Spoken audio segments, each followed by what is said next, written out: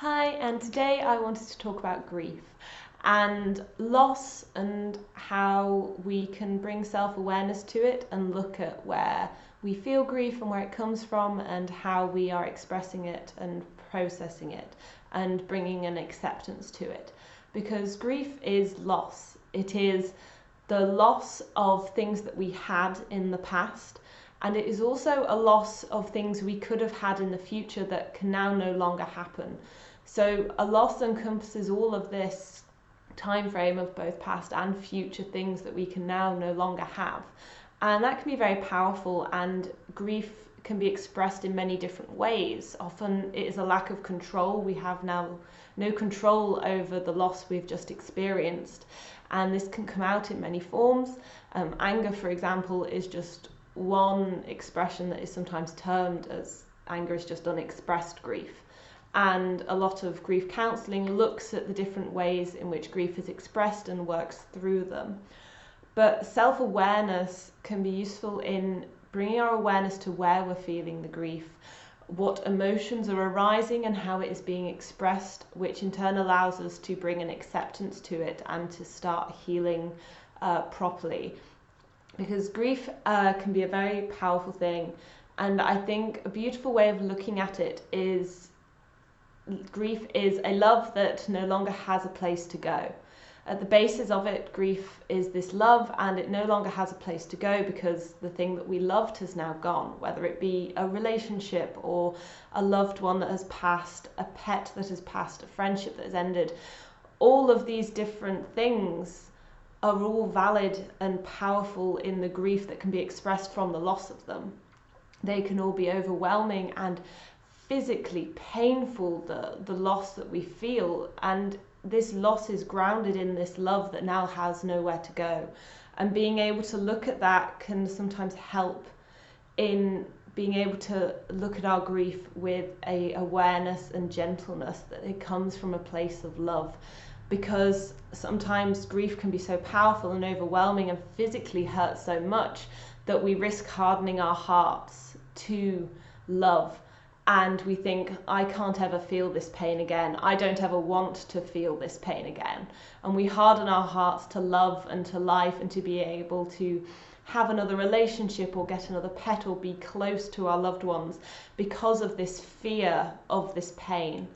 And that's very sad because we are living life through fear then if we harden our hearts, and we can't really live life in fear. And I'll put a link to a video I did on love and fear. And the only way to live life fully is to live it in love and through love. And by being able to look at grief as a basis of love that now has nowhere to go, it can help us to bring us this awareness to it and be gentle with ourselves and be able to accept it without hardening our hearts and living in a state of fear.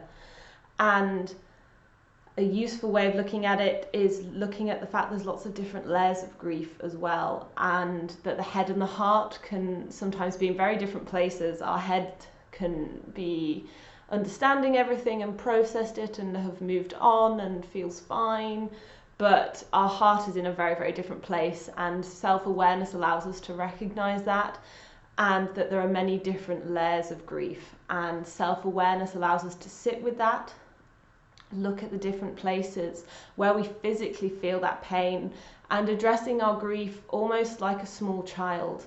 We give it love and care and attention and kindness and gentleness, and we sit with it. And that allows us to bring an acceptance to that grief. We don't try and fight it, we don't try and suppress it, we don't harden our hearts. It allows us to accept that it is there, this loss is there, and that love we now no longer has a place to go is also there, but it allows us to have that gentleness and awareness and acceptance of it.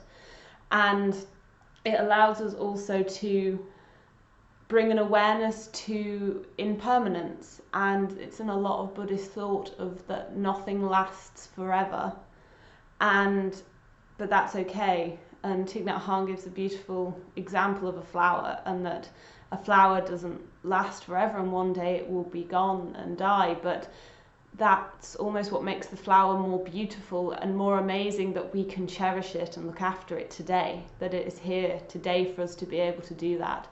And it's the same with anything that we love in our life. And that Ralph Waldo Emerson said, you can never do a kindness too soon, because you never know when too soon will be too late. And I think that's so important to remember, and useful in allowing us to look at life and be able to live it fully and embrace every present moment that we have and are able to give love. And self-awareness in grief, allowing us to look at it and be gentle with ourselves, recognize that it is coming from love, no longer having a place to go, being gentle with ourselves, kind to ourselves, sitting with it, which allows us to have an acceptance of it, which then allows us to begin to live life fully again, live fully in this present moment, and be able to love again and give that love and make the most of every moment we have, because we never know when that might be taken away. And that's what makes it precious, and what makes life even more beautiful and amazing, is that we can cherish each moment that we have in this present moment. And being able to do that is important to being able to live life fully and in love, and be able to embrace all of life that we can, and being able to accept grief and work through it with that acceptance allows us to be able to then do that. And I'll put links to some books below on grief that talk about grief and acceptance and self-awareness, and I hope you find them useful, and this video has been useful and some comfort if you've needed it. And I'll see you guys all really soon.